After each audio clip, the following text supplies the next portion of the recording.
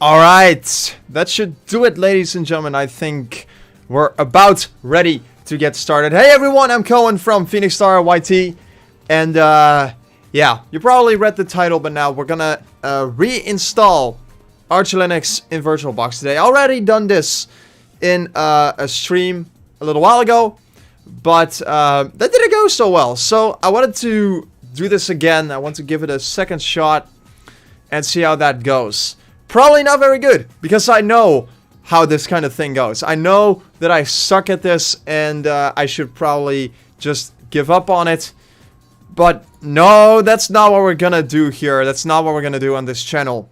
So, what I instead have here is I got a little installation guide that we're gonna be using throughout this live stream, much like last time, because I really like having a guide, so I have an idea of what I'm doing during this live stream. Also because this is kind of, the thing with Arch Linux is, like I said, you could probably already see it on here.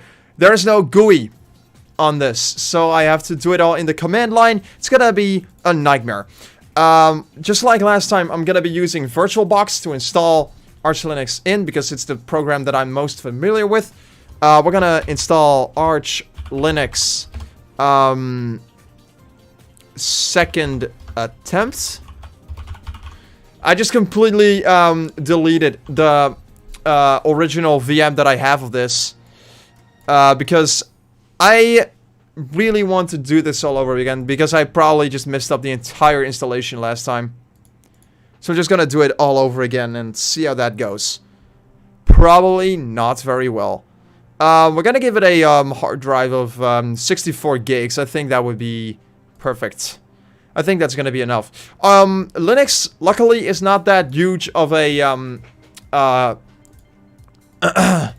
of an image. It's not that big of an operating system to take, so it's not gonna take in too much space on the virtual hard drive. So yeah, let me just set all of this up real quick. Oh yeah, there is also a GUI edition of Arch Linux. That one we'll probably take a look at a later date. For now though, I just want to stick with regular old vanilla Arch Linux and start it up. Oh, I'm excited. I'm actually not excited. I'm actually pretty scared of what's to come. Hey, this is fun. Why is this not working? This is awkward. I've never had this happen in my life. Like, I don't recall this kind of thing ever happening. Okay. That's fun. I probably need to reinstall VirtualBox then. Or I need to try something else. I don't know. But, yeah, we'll find out once I deleted VirtualBox from my PC. Let's see if that's gonna do anything. Can I even... Ah, there it is. The new settings menu in Windows 11. It's I still need to get used to it. I'm still not quite at home with the Windows 11 settings menu and everything. I do think it's a lot better than what we had in Windows 10. It's a lot cleaner. Everything is much easier accessible. I don't need to hit the back button over and over again just to get to the main menu with all of the categories and everything. Everything is just nice in one list right here. And then you get all of these settings in a nice list over here. There are, of course, categories within all of these things. So I still need to go back and forth a little bit for certain settings. But you know, I do think that this is a lot better than what we had before this. With that in mind though, it's time that we reinstall VirtualBox. And if this doesn't work, I need to try something else, I guess. Which is kind of shitty. I was hoping that this would just be a matter of get the VirtualBox ready and have fun. You know? But no, that's not the world we live in today. I also feel like I should get rid of these then. Because these are my VirtualBox VMs. Takes up about 12 gigabytes of storage right now. I don't really want it to take up that much storage, to be honest, because if you are not familiar, VMs take up a lot of space if you have them all in just one folder.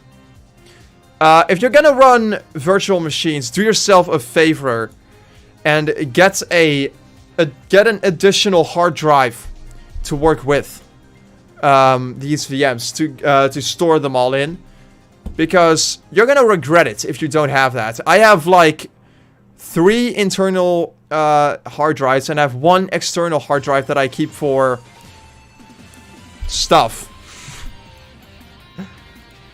Okay. So VirtualBox is downloaded. Let's get that sucker installed and have fun with it. I think that I can just close off SNAS for the time being. I don't really need to have SNAS up and running for the entirety of the stream. It's not needed. It's really not. And the reason why it's not needed is because SNAS is just a program that I use for the countdowns that you see on the beginning of these streams. So it's basically what I have for this, and then there's a little timer in the bottom right there, underneath stream will start soon and shit. That's what I use SNAS for, in case you didn't know. Just wanted to tell you that, because I figured people would be interested in that for whatever reason. Okay, so these VMs are not recognized by the machine, which is understandable because I just deleted those. Where is it going to save? In G, VirtualBox VMs. That makes sense. And please stop putting that frickin' thing on my screen. Arch Linux, and let's hope that this sucker will work now. I think I just did something royally wrong in VirtualBox at one point, and I just had to redo everything, just reinstall everything. And it clearly did not reinstall everything, because it's remembered the virtual machines that I had before I reinstalled VirtualBox. So clearly something went royally wrong there. Arch Linux. Okay. It's all good. Please work. Hey, we got something. We actually got something. Okay, so clearly I just had to reinstall VirtualBox for that to work properly. Which makes complete and total sense. No, it actually